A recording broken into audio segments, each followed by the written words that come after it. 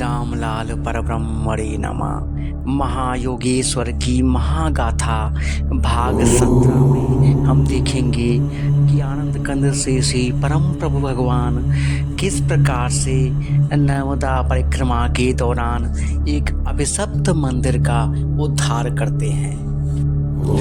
आनंद कंद श्री श्री परम प्रभु रामलाल भगवान वाम मार्गियों के भैरवी चक्र को भंग करके उन सबके त्राहिमाम करने पर उनको क्षमा करने के बाद नर्मदा परिक्रमा के लिए अपने भक्तजनों के साथ आगे बढ़ते हैं। वह देखो, उस टीले पर एक मंदिर है, वहीं हम लोग चलकर देखेंगे।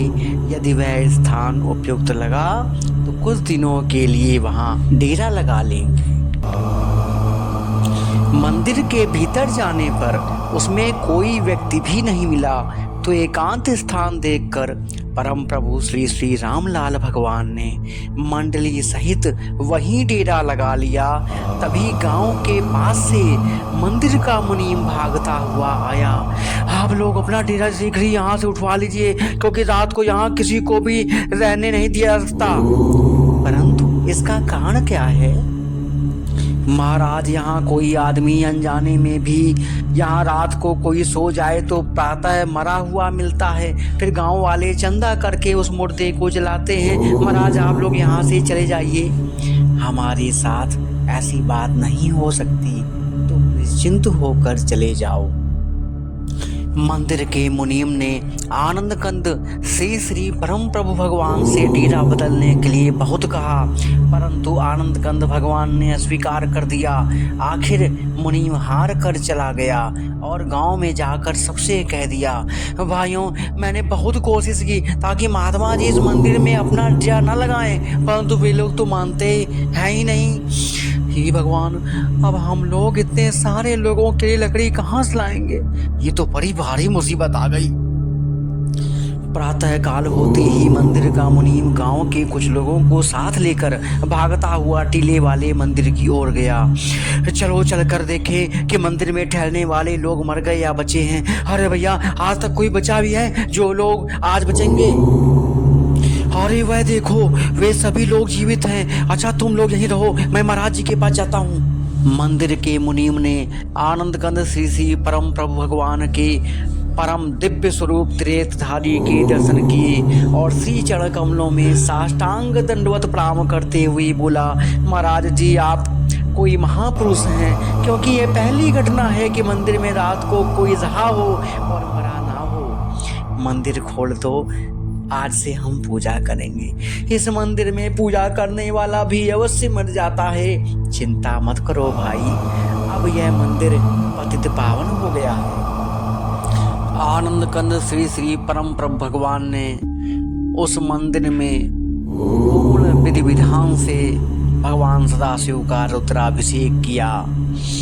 शिव शंभो शिव शेखर सदा शिव सोम शाश्वत सात्विकं गणनाथ गिरीश्वर गंगाधर सर्वज्ञ रुद्र आत्विकं पशुपति विमोचन पास अव्यय खंड पर सुतारकम अव्यक्त व्यक्त अव्याग्र विग्रह शुद्ध हवि उद्धारकम। ओम नमो ओम नमो ओम नमो अभयंकरा विरूपाक्ष वामदेव खट्वांगी सदाशिव शंकरा विष्णु वल्लभ भक्त वत्सल सूक्ष्म तनु मृत्युंजयम् जगद व्यापी जगद गुरुवर भल्ग चारो विक्रमम् विश्वपति अधिपति जगतपति विश्वनाथ नमाम्यहम् नेपालवासी योग प्रकाशी सदा शिव भजमाम्यहम्। मुनीम ने तार देकर मंदिर को बनवाने वाले सेठ को मंदिर के उद्धार की सूचना दी। सूचना पाते ही वह कोलकाता से आनंद कंद श्री प्रभु जी के श्री चरण कमलों में उपस्थित हुआ। कमलानिधान दास ने बहुत सा धन खर्च करके इस मंदिर को बनवाया, परंतु पूजा न होने के कारण बहुत दुखी रहा। आज आपकी कृपा से मेरा दुख दूर हुआ। अब मैं यह मंदिर आपको भेंट करता हूँ, कृपया स्वीकार कीजिए। हमारा रहना तो बड़ा मुश्किल है, परंतु हमारे अब तक के रहने से मंदिर का जो दोष था वह सब दूर हो गया है। अतः तुम निश्चिंत होकर पुजारी को नियुक्त करके मंदिर में पूजा आदि करवाओ।